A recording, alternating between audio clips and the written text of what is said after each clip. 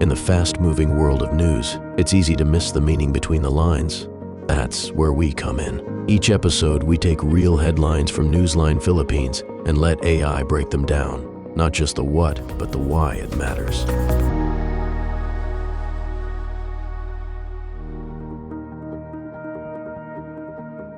Okay, let's unpack this. We've got a really interesting article here from Newsline Philippines. It's dated May 28th, 2025. And it describes something, well, pretty unique. The headline is, "Sa likod ng Tsapa film proceeds to benefit women and children." Yeah, what's immediately striking, I think, is how a creative work, a film, is being intentionally used to make a real difference. Exactly. It's not just like telling a story, it's making the story do something tangible. Right. So our mission here in this deep dive is to get beyond just that headline. We want to understand the actual mechanics of this partnership the article talks about. And really dig into the impact they're hoping for. Yeah. How exactly are movie earnings being used to help vulnerable people? It seems less about just, box office numbers in the usual way, and more about turning the cinema itself into a funding stream for critical help. Okay, so let's jump right into the core of it. What's the specific goal they've set out? What does the article say? Well, the main goal is pretty clear. Make sure the film's impact goes way beyond the screen. Right. The money generated. It's specifically meant to fuel legal aid, psychological support, and emergency assistance. For vulnerable communities, fueling assistance, that sounds very direct, very practical. It does. And the article names exactly who benefits. Yes, it specifically mentions the Women and Children's Desk of the Davao City Police Office. Okay, so very targeted support. Extremely targeted, yeah. For a specific need within that structure. Got it. So that's the what's and the who. Now, how is this structured? Who are the players making this happen? The article mentions a collaboration. And this is where it gets quite interesting. It's a three-way thing. Okay. You've got POP Moviehouse, Newsline Philippines, and the board of the Davao City Advisory Group for Police Transformation and Development. Wow. A movie production house, a news organization, and a police advisory group. That's not your everyday charity partnership, is it? Not at all.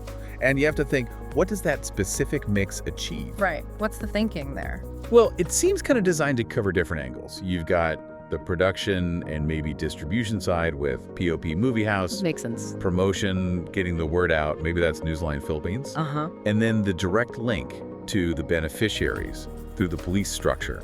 That's the advisory group connecting to the Women and Children's Desk. So it creates a kind of pipeline. Exactly. A direct pipeline from the film straight to the aid.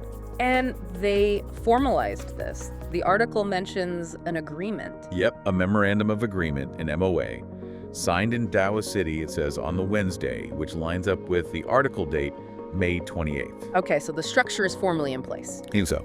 Solidifying that unusual setup. So we have the structure, the purpose, but what's generating the funds? It's this film, Sa likod ng Tsapa. What does the article actually tell us about the movie itself? Not a huge amount of detail on the plot, but it says it chronicles the journey of a Colonel Hansel Marantan. Okay. Describes it as controversial, but also courageous, focusing on his time as a police intelligence officer. And it's based on his life. Yeah, it explicitly says it was inspired by his real-life story. Okay, so the film itself has roots in real experience, specifically law enforcement experience, which kind of leads us naturally to the people behind this whole thing. Right, the voices involved. That always adds another layer, doesn't it? Definitely. Hearing from them directly. Well, the article includes the producer's perspective. That's Editha Z. Kaduaya. She's also the CEO of Newsline Philippines, one of the partners. Ah, okay. So she's involved on two fronts. Seems like it. And she talks about believing in using the power of cinema to create real-world change. That's a direct quote. Power of cinema for real-world change. And her goal. She says the goal is to, and I'm quoting again, give back to the very people our film seeks to represent, the voiceless, the vulnerable, and the victims. That really ties the film's subject, or at least its inspiration, directly to who they're trying to help. It makes that link very explicit, and then you hear from Colonel Marantan himself. The person the film is about. Exactly. And that adds a really personal dimension. He talks about his own, well, his quote is life-changing battles in the line of duty. Life-changing battles. And he says he knows what it means to carry wounds you can't always see. Wow, wounds you can't always see. That's That's powerful. It suggests something deeper than just physical injury. It does. Okay.